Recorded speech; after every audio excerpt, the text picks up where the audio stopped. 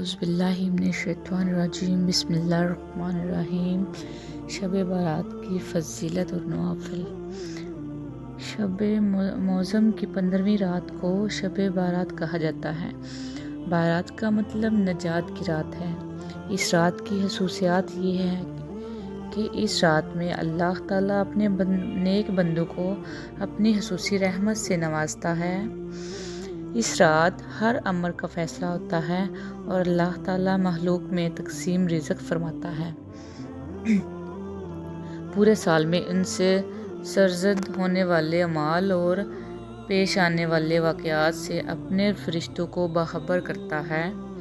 سیدنا ابو بکر صدیقہ رضی اللہ عنہ سے روایت ہے کہ جناب رسول اللہ صلی اللہ علیہ وسلم نے فرمایا، اٹھو شعبان مہینے کی 15ویں رات کو اس لیے کہ بالکائن یہ رات مبارک ہے۔ فرماتا ہے اللہ تعالیٰ اس رات کو کہ ہے کوئی ایسا جو بخشش چاہتا ہو مجھ سے تاکہ میں بخش دوں، اور تندرستی چاہتا ہو مانگے تو تندرستی دوں، اور ہے کوئی محتاج کہ آسودہ حالی چاہتا ہے تاکہ اس کو آسودہ کروں۔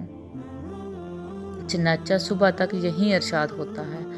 حضرت علی رضی اللہ عنہ سے روایت ہے کہ حضور اقدس رضی اللہ عنہ نے ارشاد فرمایا کہ نصف شعبان کی رات میں اللہ تعالیٰ قریب ترین آسمان کی طرف نزول فرماتا ہے اور مشرق دل میں کینہ رکھنے والے اور رشتہ داروں کو منقطع کرنے والے اور بدکار عورت کے سوا تمام لوگوں کو بخش دیتا ہے۔ ابو نصر رضی اللہ عنہ نے بالاسناد مروی رضی اللہ عنہ سے روایت کہ حضرت عائشہ رضی اللہ عنہ نے فرمایا کہ ایک رات میں نے رسول اللہ صلی اللہ علیہ وسلم کو بستر پر نہیں پایا۔ میں آپ کی تلاش میں گھر سے نکلی۔ میں نے دیکھا کہ آپ بقایا کے قبرستان میں موجود ہیں اور آپ کا سر آسمان کی جانب اٹھا ہوا ہے۔ حضور صلی اللہ علیہ وسلم نے مجھے دیکھ کر فرمایا کہ کیا تمہیں اس بات کا اندیشہ ہے کہ اللہ اور اس کا رسول تمہاری حق تلفی کریں گے؟ میں نے عرض کیا، یا رسول اللہ، میرا گمان تو یہی تھا کہ آپ کسی بی بی کے یہاں تشریف لے گئے ہیں۔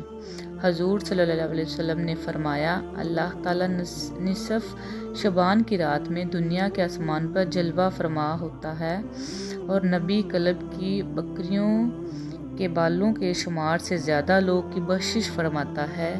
شیخ ابو نصر رضی اللہ عنہ نے بالاسناد حضرت عائشہ صدیقہ رضی اللہ عنہ سے روایت کی ہے کہ رسول اللہ صلی اللہ علیہ وسلم نے مجھ سے فرمایا، عائشہ یہ کون سی رات ہے؟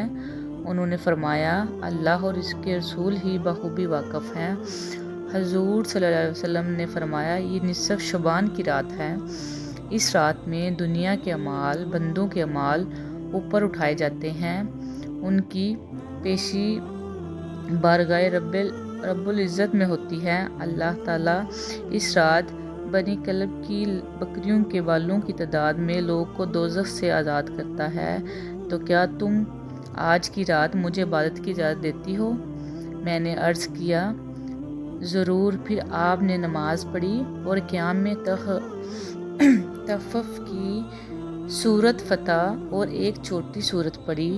پھر آدھی رات تک آپ سجدے میں رہے، پھر کھڑے ہو کر دوسری رکعت پڑھی اور پہلی رکعت کی طرح اس میں قرات فرمائی، چھوٹی سورت پڑھی اور پھر آپ سجدے میں چلے گئے۔ یہ سجدہ فجر تک رہا۔ میں دیکھتی رہی، مجھے یہ اندیشہ ہو گیا کہ اللہ تعالیٰ نے اپنے رسول کی روح مبارک قبض کر لی ہے۔ پھر جب میرا انتظار طویل ہوا، بہت دیر ہوگی، تو میں آپ کے قریب پہنچی اور میں نے حضور صلی اللہ علیہ وسلم کی تلوار کو چھوا تو حضور صلی اللہ علیہ وسلم نے حرکت فرمائی۔ میں نے خود سنا کہ حضور صلی اللہ علیہ وسلم سجدے کی حالت میں یہ الفاظ ادا فرما رہے تھے، الہی میں تیرے عذاب سے تیرے عفو اور بخشش کی پناہ میں آتا ہوں، تیرے قہر سے تیری رضا کی پناہ میں آتا ہوں، تجھ سے ہی پناہ چاہتا ہوں، تیری ذات بزرگ ہے، میں تیری شایان شان ثنا بیان نہیں کر سکتا، تو ہی آج اپنی ثنا کر سکتا ہے اور کوئی نہیں۔ بے شک صبح کو میں نے عرض کیا کہ آپ سجدے میں ایسے کلمات ادا فرما رہے تھے کہ ویسے کلمات میں نے آپ کو کہتے کبھی نہیں سنا۔ حضور صلی اللہ علیہ وسلم نے دریافت فرمایا، کیا تم نے یاد کر لیے ہیں؟ میں نے عرض کی، جی ہاں۔ آپ صلی اللہ علیہ وسلم نے فرمایا، خود بھی یاد کر لو اور دوسروں کو بھی سکھاؤ، کیونکہ جبرائیل علیہ السلام نے مجھے سجدے میں ان کلمات کو ادا کرنے کا حکم دیا تھا۔ نوافل شب بارات۔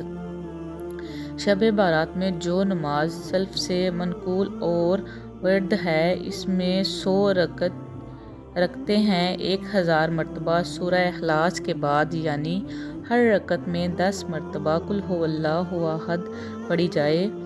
اس نماز کا نام صلاۃ خیر ہے، اس کے پڑھنے سے برکتیں حاصل ہوتی ہیں۔ سلف الصالحین یہ نماز باجماعت پڑھتے تھے۔ اس نماز کی بڑی فضیلت آئی ہے اور اس کا ثواب کثیر ہے۔ حسن صبری رضی اللہ عنہ نے فرمایا کہ مجھ سے سرور کائنات صلی اللہ علیہ وسلم نے کہ 30 صحابہ رضی اللہ عنہ نے بیان کیا کہ اس رات کو جو شخص یہ نماز پڑھتا ہے، اللہ تعالیٰ اس کی طرف 70 بار دیکھتا ہے اور ہر بار کے دیکھنے میں اس کے 70 حاجات پوری کرتا ہے، جن سے سب سے ادنی حاجت اس کے گناہوں کی مغفرت ہے۔ مستحب ہے کہ اس نماز یعنی صلاۃ خیر کو ان 14 راتوں میں بھی پڑھیں، جن میں عبادت کرنا اور شب بیداری کرنا مستحب ہے۔ ان راتوں کا ذکر ماہ رجب کے فضائل میں گزر چکا ہے، تاکہ نماز پڑھنے والے کو عزت، فضیلت اور ثواب حاصل ہو۔ اس شب میں قرآن شریف، درود شریف، صلاۃ و تسبیح، دیگر نوافل کے علاوہ ذیل کے نفل پڑھیں۔ 8 رکعت نفل اس طرح پڑھیں کہ ہر رکعت میں بعد سورہ فتح کے سورہ قدر 1 بار اور سورہ اخلاص 50 بار پڑھیں۔ 15ویں تاریخ کو روزہ رکھیں۔ اللہ عز و جل اپنے حبیب پاک کے صدقے میں تمام مسلمانوں کو خلوص کے ساتھ نیک عمل کی توفیق عطا فرمائے۔ بعد نماز مغرب کے 6 رکعت 2 رکعت کر کے پڑھیں کہ 2 رکعت نفل درازی عمر بالخیر ہونے کی نیت سے اور 2 رکعت نفل بلائیں دفع ہونے کی صورت سے اور 2 رکعت نفل مہلوک کا محتاج نہ ہونے کی نیت سے پڑھیں، اور ہر 2 گانا کے بعد سورہ یاسین 1 بار اور یا سورہ اخلاص 21 بار، اور اس کے بعد دعائے نصف شبان و معظم پڑھیں۔ آمین یا رب العالمین۔ ہم سب کو اللہ تعالیٰ توفیق دے، ہر وقت آپ کی عبادت کرنے کی توفیق دے۔